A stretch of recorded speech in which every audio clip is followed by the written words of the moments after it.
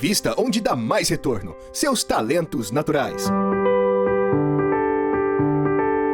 Talentos para o Sucesso. Um podcast para quem deseja aumentar seus resultados, focando no seu jeito natural de sentir, pensar e agir. Olá, seja muito bem-vindo a mais um episódio do podcast Talentos para o Sucesso. Eu sou o Rodrigo Ferreira, o coach, e estou aqui com o coach Caleb Lua. É isso aí, maravilha, gente. Vamos começar com tudo. Começando 2022 com o pé na porta, e a gente tava fazendo aí, vocês devem ter notado, a gente tava fazendo uns episódios aí de férias, aí pra trás, mas férias é férias, e aí a gente acabou decidindo por ficar uma semana descansando. Então nós vamos voltar na série de episódios do It's the Manager mais pra frente, falando sobre o futuro do trabalho. Mas hoje, aproveitando esse clima festivo, esse clima de começo de ano, uma coisa mais leve, nós decidimos aqui, eu e o Caleb, fazer um bate-papo mais descontraído, falando sobre um assunto que é bastante importante, bastante importante. A gente vai viajar um pouco na maionese aqui, falando sobre dois aspectos, duas coisas importantes pra você que tá ouvindo a gente. Primeiro, sobre pensar por si mesmo, não andar pela cabeça dos outros. Se a gente tá começando o ano 2022 aí, querendo, ser diferente, querendo ter resultado, querendo ter sucesso, a gente precisa começar a pensar o que é sucesso, o que é resultado, enfim. E vamos aproveitar também para falar um pouco sobre como que o conhecimento tem papel, e outras coisas, óbvio, não só o conhecimento, tem papel nesse lance de pensar por si mesmo. É isso, Calebão? É isso aí, vamos lá, né? Agora prepare os cintos, vamos viajar. É isso aí. Bom, a gente começou esse episódio porque, Caleb e eu, a gente estava conversando aqui sobre algumas coisas estranhas que acontecem, que têm acontecido no mundo. E, especificamente, a gente estava falando sobre vender uma imagem que não necessariamente é você para conseguir dinheiro, resultado, vendas, para que você se torne aquilo que você está vendendo. Acho que é mais ou menos isso, né, Caleb? É a profecia autorrealizável, né? É aquele, né? Eu vou te ensinar a ficar rico e vou ficar rico te ensinando a ficar rico. Te ensinando a ficar rico, exatamente. Você sabe que outro dia eu li, não sei aonde aí, que por que os papas de investimento na Bolsa de Valores precisam vender curso sobre como investir na Bolsa de Valores, né, pra ter dinheiro. É curioso, né? É curioso. Se o cara é tão bom em investir na Bolsa de Valores, por que será que ele quer ensinar as outras pessoas pra que ele ganhe dinheiro, né? Mas é filantropia, não é? Ele já tá tão rico, que não precisa mais, né? A vida tá chata, eu vou comprar um barco, vou comprar um avião, o que eu vou fazer? Não, já sei, eu vou compartilhar meu conhecimento para que mais pessoas também possam desfrutar dessa mesma riqueza que eu também tenho. Exatamente.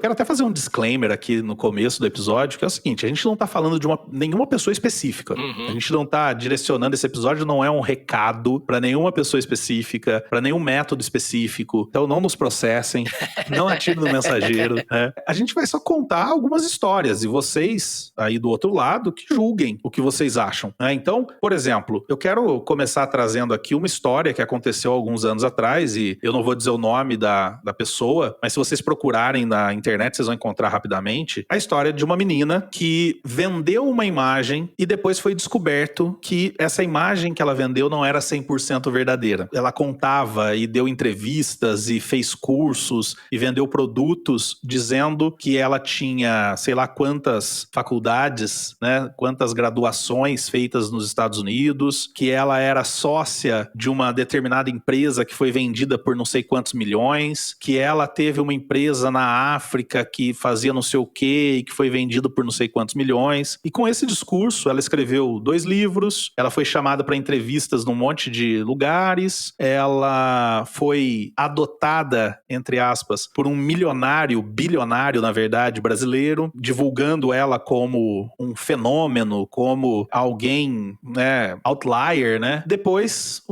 numa certa ocasião, ela cometeu uma falha estratégica, digamos assim, entrando num negócio com mais 2 sócios, através de um método de financiamento coletivo.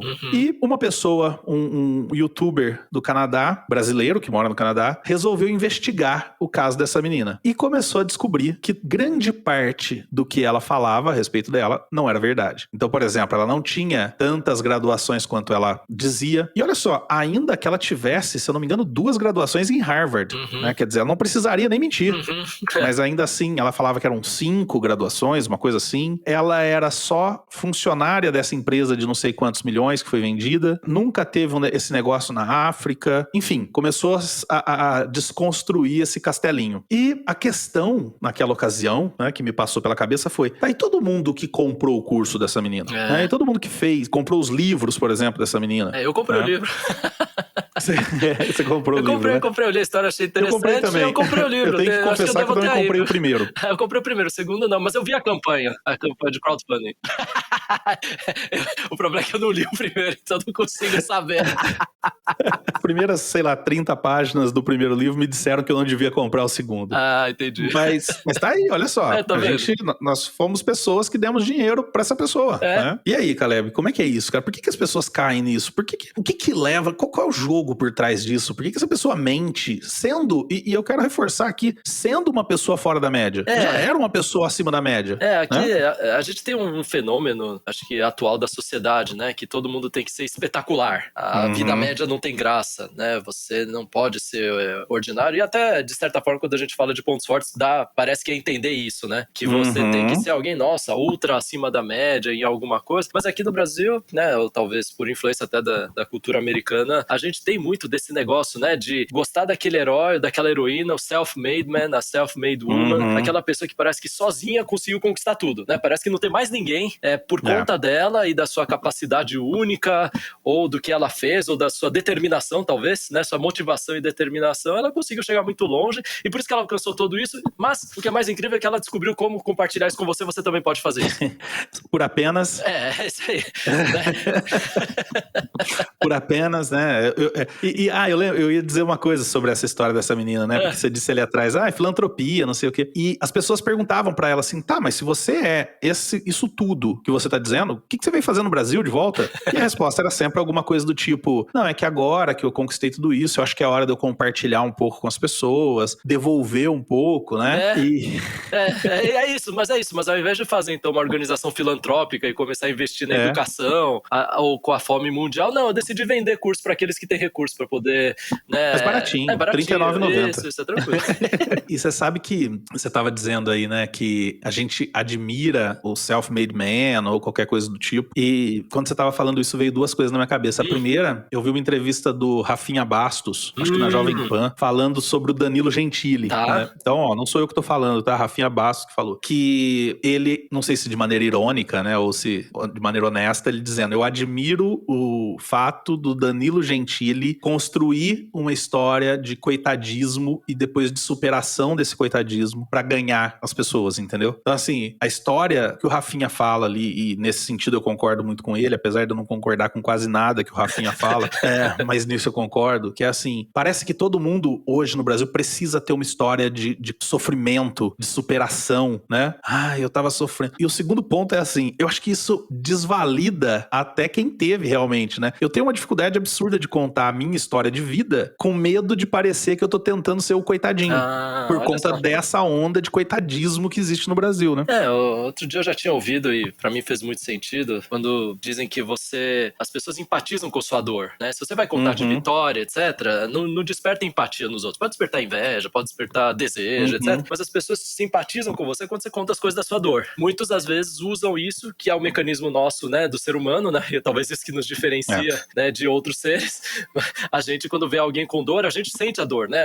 Tem o neurônio, o espelho e tudo. Então a gente sente assim, puxa, a sua dor, eu não sei exatamente o que é, mas eu também sinto um pouco dessa dor. E isso me faz, puxa, eu tô próximo de você. Tem gente que explora isso, né? Acho que do que a gente tá falando aqui, a grande dificuldade é algumas coisas que poderiam ser autênticas e poderiam ser úteis. No final é bom, né? A sua história, a sua luta não é inválida. Só que por conta do abuso, né? Abuso emocional que muitas dessas pessoas utilizam, que no fundo a gente chamaria de manipulação de uma forma mais simples, eles fazem isso e a gente acaba o quê? A gente acaba sendo fisgado, né? A gente é como se fosse peixe aqui, estão tentando pescar, opa, mordeu a isca. A gente mordeu a isca e nem sabe o que aconteceu. É muito complicado. Não, o exemplo, inclusive, é de novo dessa menina que eu contei no começo. A história dela é muito interessante. Se você tirar tudo que ela floreou, o que inventou, né? É isso. Tudo que ela floreou, fica ainda uma história muito legal, né? Ela podia ter se baseado só nessa história muito legal, né? E o ponto que me faz refletir aqui além do lado da empatia que você estava falando, Caleb, eu acho que tem um pouco de, então eu também consigo. Ah, sim, essa aqui é a base. Sabe? Então eu também posso. E eu não preciso sofrer pra isso. Você não precisa passar o que ela passou, né? Exatamente. E aí começa a parecer fácil. Então, assim, a impressão que eu tenho, e não só nisso que a gente tá falando aqui, eu acho que, eu vou dizer que no Brasil é assim, óbvio, porque eu tô aqui, eu não sei como é nos outros países, mas no Brasil a gente tem essa visão de que existem soluções simples pra problemas complexos. A gente tá vendo isso agora no meio da pandemia, né? As pessoas, desde o começo da pandemia, estão falando, não é fácil resolver o problema, é só não sei o que, é só não sei o que lá. Cara, o problema é complexo, a solução é complexa, né? Mas, quando você vende uma solução simples, e a gente viu no Brasil aí nos anos anteriores, um monte de gente querendo vender soluções simples pra essa pandemia que é complexa, e é interessante, fazendo um parêntese aqui sobre a pandemia, eu lembro que em 2020, quando começou a surgir, acho que 2020, né, que começaram a surgir as vacinas, eu falei pra minha esposa assim, pode contar aí pelo menos mais uns 4 anos até estabilizar toda essa situação. Ela falou, cara, 4 anos? Como assim? Não, acho que não vai tanto tempo. Pô, a gente já passou 2020 inteiro, 2021 inteiro, estamos entrando em 2022 com casos crescendo de novo. Então, quer dizer, até vacinar todo mundo, 2, sei lá, 3, 4, 5 vezes, não sei quanto vai ser necessário pra reduzir isso, vai muito tempo, porque é complexo. E as coisas complexas são complexas. Então, por exemplo, ter sucesso profissional é complexo, ter sucesso financeiro é complexo. Tirando os 2 caras que ganharam na Mega Sena aí, na virada do ano, o resto é complexo, é difícil, né? E você sabe, Caleb, que uma noite dessas aí, eu sonhei uma produção de um vídeo inteiro. Olha que coisa maluca, né? Uau. A gente que gera conteúdo. Eu passei a noite gravando um vídeo. E nesse vídeo eu contava justamente a história minha de vida, desde onde eu saí lá até hoje onde eu tô. Né? E eu lembro que eu terminava o vídeo dizendo assim, eu não tô contando isso pra você achar que é fácil. Eu tô contando isso pra você entender que precisa se esforçar. Eu costumo dizer, quando eu falo de pontos fortes, que eu não gosto mais da expressão sair da zona de conforto, porque eu acho que trabalhar na zona de talentos é trabalhar na zona de conforto. Concordo, é isso aí. Mas isso não significa que você não tenha que se dedicar, né, cara? Eu gosto de diferenciar, né? Zona de conforto onde, né? Qual zona de conforto a gente tá falando? Exatamente. Então aqui a gente tá trazendo que é a zona de conforto interna, em você estar confortável em ser você mesmo. Agora, isso não significa que onde você está confortável, não significa que o que você está fazendo é confortável, não significa que o resultado é confortável. Mas ainda que seja, Caleb, ainda que você consiga, usando seus talentos, ir trabalhar num lugar onde você tem um trabalho confortável no sentido de eu faço o que eu amo, eu gosto do que eu faço, ainda assim, pra ter sucesso, você vai ter que fazer bastante isso. Isso, né? Claro, não vai cair no colo. Não, a gente, por exemplo, a gente ama o que a gente faz. Mas, cara, a gente acorda cedo, vai dormir tarde, dando treinamento, fazendo coaching, gerando conteúdo, porque não é porque eu amo o que eu faço que, né, eu descobri às 8 horas da manhã o que eu amo fazer, às 9 eu tô rico. Não é assim, cara. Por exemplo, a gente tá gravando aqui num dia, e eu vou tocar de novo na história aqui, tô lendo Guia Vale do Paraíba, jornal, não sou eu que tô falando, tá? Tô reproduzindo uma matéria de um grupo de 32 turistas que foi resgatado pelo Corpo de Bombeiros no Pico do Marins, em 5 de janeiro, num passeio organizado por um coach influencer que usa jargões messiânicos, né? E isso quase virou uma tragédia após o grupo ser atingido por uma forte tempestade. Destravar a sua mente não é através de uma chave, sabe? É através de uma serrinha. Não sei se ficou claro a metáfora, mas assim, você não destrava a mente virando uma chave, você destrava a mente com a serrinha, vai serra, daqui a pouco você destrava, né? Então, a gente fala disso, cara, conhecer os seus talentos é só o primeiro passo. Bem isso. Depois você tem que trabalhar em cima desses talentos, né, Caleb? Aqui eu acho que você vê que é interessante, né? Eu não conhecia muito, né, desse caso, me chamou a atenção e imagina as pessoas, né, esperando aqui num tipo de retiro pra ter durante alguns dias uma experiência tão impressionante que isso mudaria a vida delas. E muitas vezes as promessas são da natureza de, olha, você vai ganhar 10 anos em um, você vai ganhar 5 anos em um, você vai, né, como se fosse um negócio vai ficar rico, você vai andar de Ferrari. E que no final isso vai gerar pra você aquela prosperidade que você tanto sonhou e que por outras vias, né, não parecia possível, né? Agora tudo é possível, é só você querer. E aí a gente descobre que a força da natureza às vezes é mais forte do que o nosso querer, né? Exatamente. Existem fatores ambientais, né, galera? Mal aí, mas mas talvez devia ter mentalizado melhor pra evitar que chovesse ou coisas assim, mas assim... Faltou força de vontade. Só que aí quando isso acontece, sempre tem uma desculpa racionalizada pra poder explicar porque não tá tudo bem. Então, o que é duro dessas coisas é que a gente nota a inconsistência no raciocínio, mas sabe aquela coisa do... Eu entendo disso, né? Eu já caí em golpe de comprar coisa porque vendia algo. Você até pensa, mas isso aqui não... Mas vai que né? Vai que dá, não é? Acho que é aquele lado da tentação, né? Vai que dá. Eu vou ser arrogante agora de dizer que eu acho que eu nunca caí, tá? Eu já caí. Mas, eu preciso lembrar.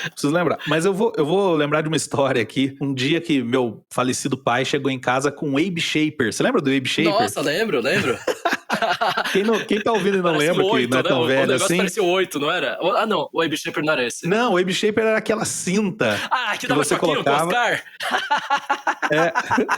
E você ia ficar musculoso com um fica sentado assistindo. Assistindo TV, bebendo cerveja, comendo amendoim. Eu preciso comprar isso. Então, olha só, meu pai, que não era um cara instruído, tudo, mas era um cara matuto, né? Cabreiro. Um dia chega em casa com um Abe Shaper. Comprei esse negócio aqui que agora eu vou ficar magrinho, vou ficar forte. E aí botou lá um dia um saco, uma coisa que não resolvia nada, nunca mais usou. Por isso não ficou magrinho e forte. Claro, não usou. Provavelmente, se ele fosse reclamar, iam dizer que era isso, né? É um paralelo disso que a gente tá falando de buscar o caminho. E você vê que essas coisas, elas usam normalmente um discurso ou motivacional ou até científico, ou pseudocientífico, né? Esse produto, ele falava, tinha toda uma explicação de por que você tomar esses choquinhos estimularia seus músculos da mesma forma, não é? Que o exercício real, e é só fazer, que daí vai sair. E, inclusive, você usou a palavra pseudocientífico aí. Pra você que tá ouvindo a gente, cara, sugiro muito que você procure fácil, vai no Google e digita aquilo que você tá querendo comprar. E procura, vai entender. Então, por exemplo, tem eu não vou citar aqui a técnica ou a metodologia, sei lá, porque tem gente que tá ouvindo a gente que pode gostar desse tipo de coisa e pode se sentir ofendido, chateado. Não cancela a gente não, gente, por favor.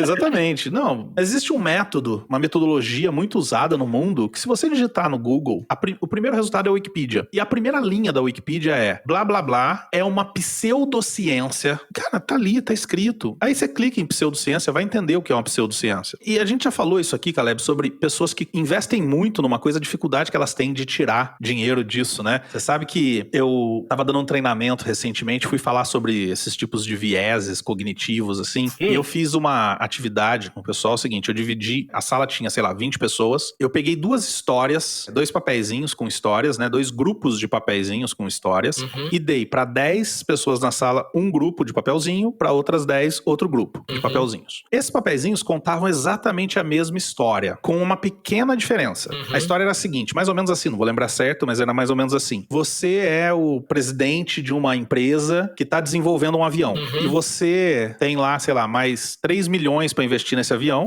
só que você descobre que teu concorrente tá fazendo um avião melhor que o seu e vai lançar mais rápido. Você investiria esses 3 milhões ou não? A história era essa. Só que num dos papéis tinha uma frase a mais. Antes de perguntar se você investiria ou não mais esses 3 milhões, tinha uma frase. E você já investiu 10 milhões nesse avião. E aí tinha lá a resposta sim ou não. E aí todo mundo respondeu, eu coletei os papéis. Cara, é incrível. 100% dos papeizinhos que não tinham essa frase, você já investiu 10 milhões, disseram, não, eu não investiria esses 3 milhões.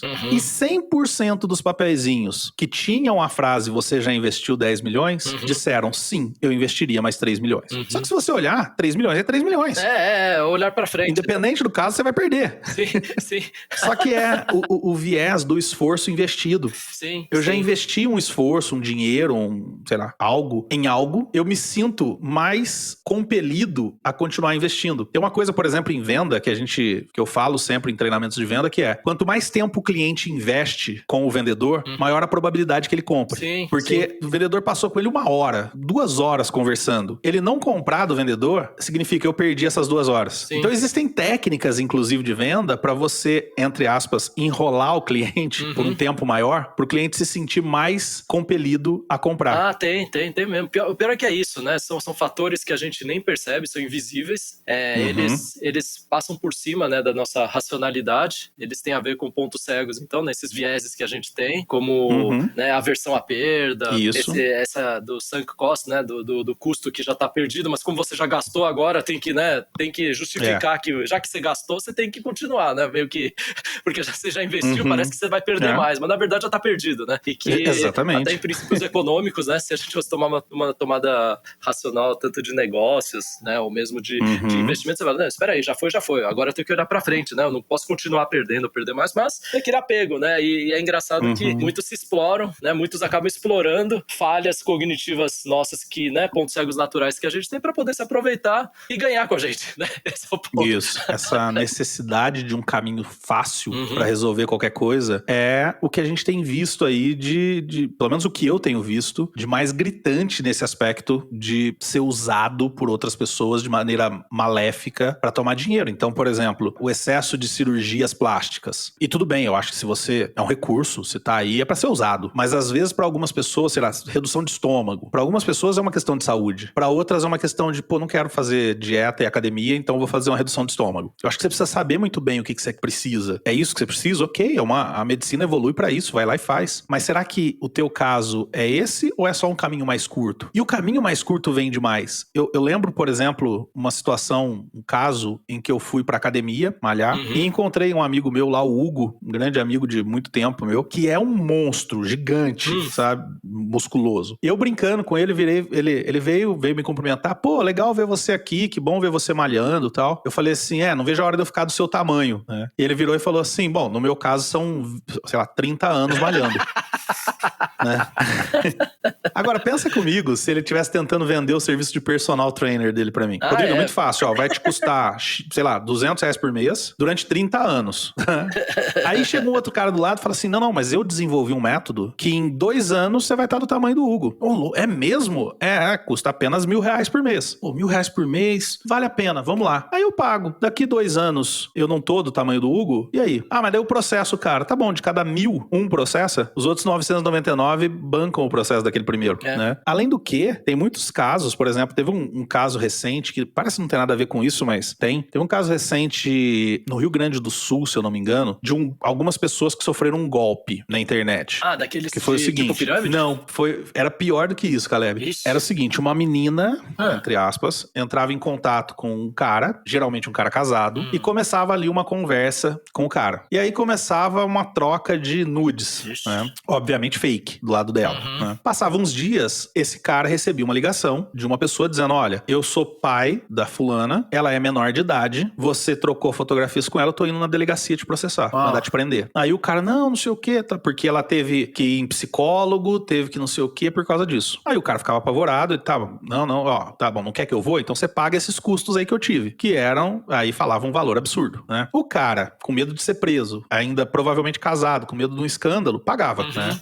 Passava um tempo, ligava de novo outra pessoa, olha, eu sou advogado da menina e eu vou mover uma ação. Não, pelo amor de Deus, não tá bom, então vamos fazer um acordo. E mandava até o acordozinho lá, tudo fake, óbvio, pro cara, e o cara pagava mais um tanto. E nesse sistema de extorsão ia ad eterno, né? Até o cara pagar pra ver e aí a pessoa desaparecia. E a polícia descobriu isso e foi investigar e descobriu, se eu não me engano, 200 milhões que essa menina conseguiu desviar, esse grupo, né? Essa falsa menina. Sim. E o policial, na entrevista, num jornal lá, disse o seguinte, e a gente acredita que o valor seja maior. Por quê? Porque a maior parte das pessoas não denuncia. Por quê? Porque denunciar é assumir que ele caiu nesse golpe.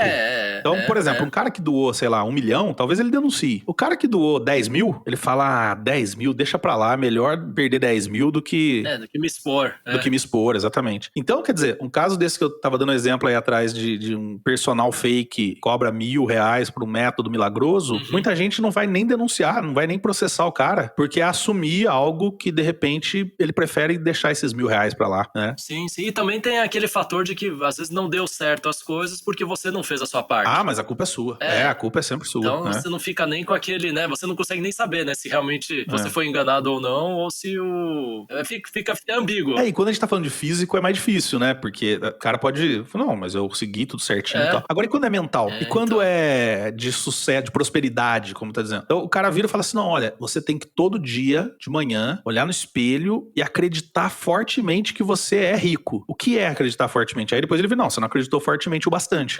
Não foi tão fortemente quanto necessário. Não foi tão fortemente assim. É fácil escapar, né? Uma crença limitante te limitou a acreditar nisso. Exatamente. A outra palavra que eu detesto, que é a tal da crença limitante, né? Agora, Caleb, vamos trazer isso pro nosso âmbito e depois dar algumas sugestões, algumas dicas. E o que tem de diferente na metodologia de pontos fortes? Acho que aqui o que a gente tá sempre buscando, e isso a gente incentiva, né? Cada um daqueles que tem trabalhado conosco, é as pessoas começarem a buscar respostas por si mesmas. Qual que é a sua forma de pensar? Qual que é a sua forma de sentir? Qual que é a sua forma de se comportar? O que é aquilo que funciona melhor para você? E não simplesmente, né, cada um seguir às cegas uma fórmula, porque deu certo para alguém. A nossa premissa básica não é porque deu certo para alguém que vai dar certo para você, vai. Não tem fórmula também. Isso, e que, assim, talvez se funcionou para alguém, pode ser que se ela é mais parecida com você, funcione também para você. Mas não assuma de zero que a fórmula é o componente único, que o jeito de fazer é o único. Você, por ser diferente da outra pessoa, certas coisas vão funcionar melhor para você, certas coisas vão funcionar pior. Agora, se você não se conhece, o que você vai fazer? Olha, não existe essa coisa de eu sou diferente do outro. Não. É tudo uma questão só de seguir a fórmula. Eu acho que o ponto fundamental aqui, os dois pontos que me vêm à mente, o primeiro é, a gente fala justamente o oposto dessas pessoas. As pessoas dizem, esse aqui é o jeito. A gente fala, cada pessoa tem o seu jeito. Existem no mundo hoje, então, sei lá, 8 bilhões de jeitos. E eu não sou o detentor do conhecimento de qual é o seu jeito. Acho que esse é um outro diferencial também. Exatamente, eu não sou seu guru. Eu não sou seu guru. Eu posso te ajudar a descobrir, você mesmo descobrir qual é o seu jeito. Mas não sou eu que vou te dizer qual. Eu tenho uma coach minha, falei muito dela essa semana, inclusive, que ela comprou 4 sessões de coaching comigo e ela tava com uma dúvida profissional, uma decisão de carreira e tal. E chegou lá na segunda sessão, final da segunda sessão, ela virou pra mim e falou assim, sabe o que eu tô percebendo, Rodrigo? Que o que eu quero aqui é que você me diga o que eu tenho que fazer. E eu já percebi que você não vai me dizer. Então devolve o dinheiro.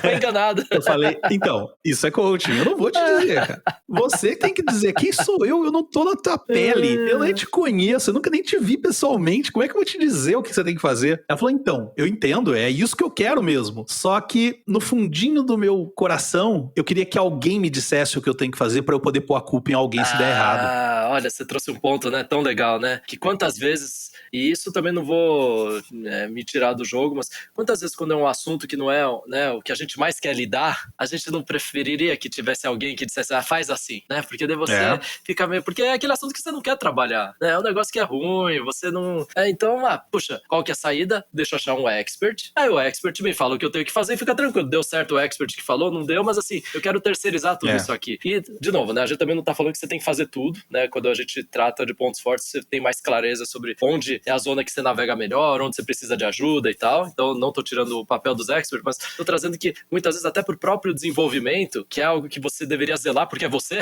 que é a sua própria vida, a gente quer terceirizar para um expert, né? E talvez esse seja um grande risco. Eu gostei dessa expressão, é a sua própria vida, né?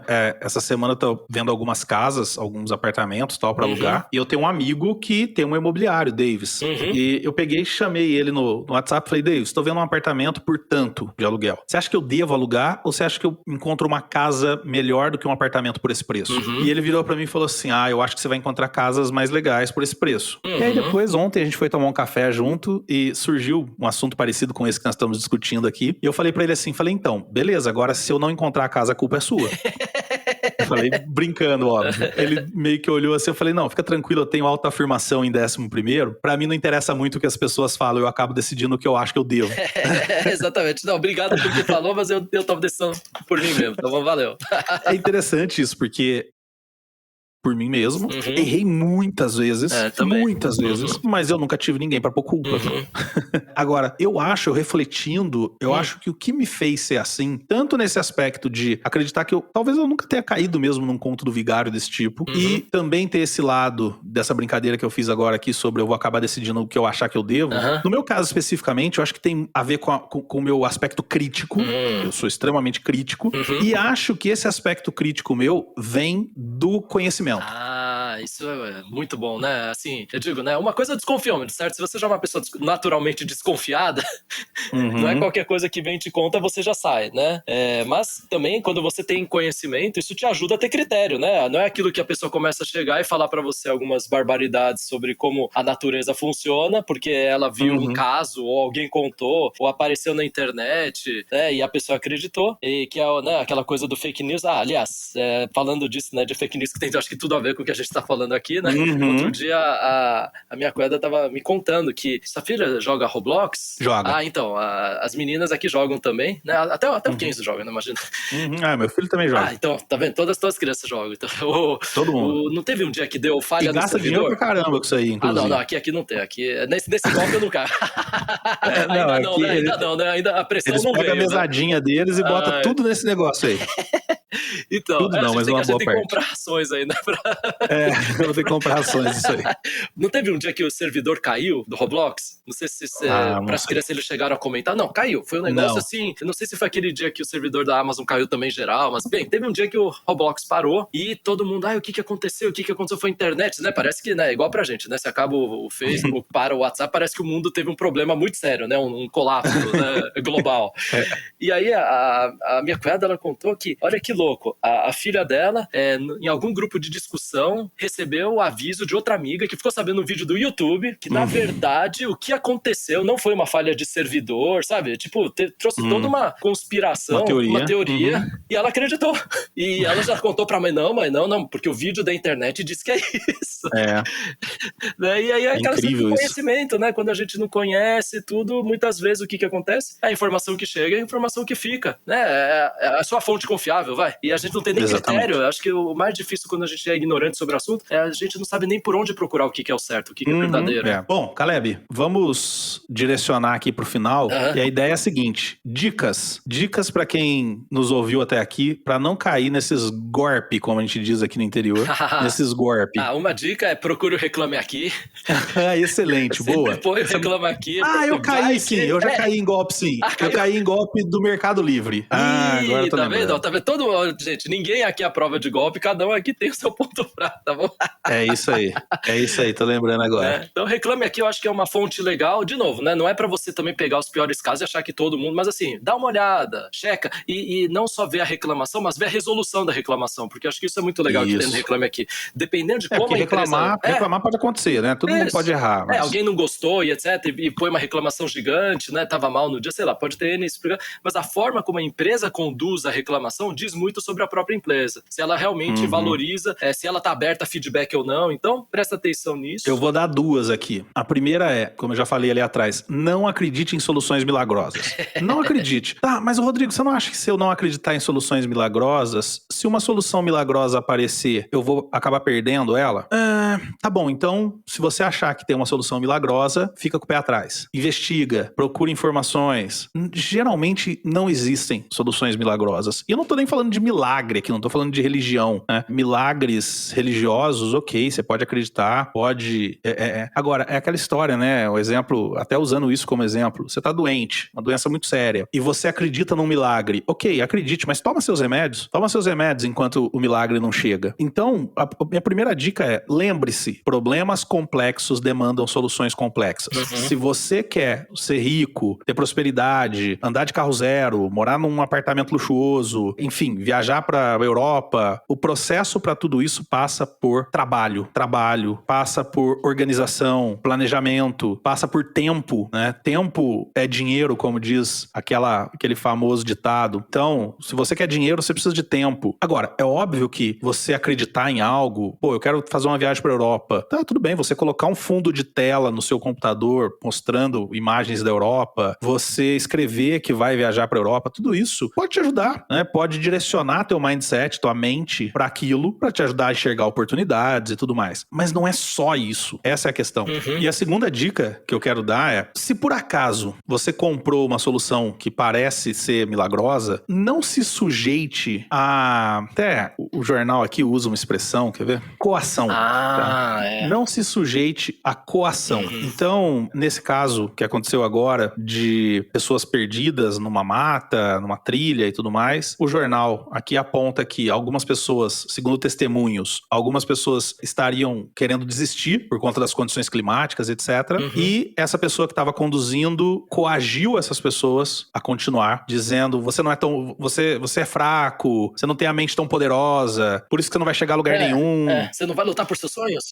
Exatamente. E aí as pessoas insistiram naquela jornada e olha, quase que acaba numa tragédia, né? Então, lembre-se, se você comprou alguma coisa, a relação é cliente-fornecedor. E numa relação cliente-fornecedor, toda relação cliente-fornecedor, ela é pautada pelo Código de Defesa do Consumidor. Então, vale a pena, vai conhecer o Código de Defesa do Consumidor. Vai ver o que você tem direito, né? Vai ver que coação não faz parte do Código de Defesa do Consumidor. Então, ok, quer comprar? Compra. Estabeleça uma relação cliente-consumidor. Se um cara virar e falar isso pra você, você manda ele as favas, pede seu dinheiro de volta e nunca mais compra desse tipo de pessoa, tá? A gente precisa se impor um pouco, até para que a pessoa séria, que tá vendendo um produto sério, tenha a oportunidade numa situação dessa de dizer, não, deixa eu te explicar por que que funciona, por que que não funciona, deixa eu te mostrar onde que tá errado, onde que tá certo, numa relação cliente-consumidor. Imagina só, você entra numa pizzaria, Caleb, e você não gosta do sabor da pizza, e o pizzaiolo vira e fala, é que você é fraco, você tem a mente fraca, você é mimado, você não come abobrinha porque você é mimado.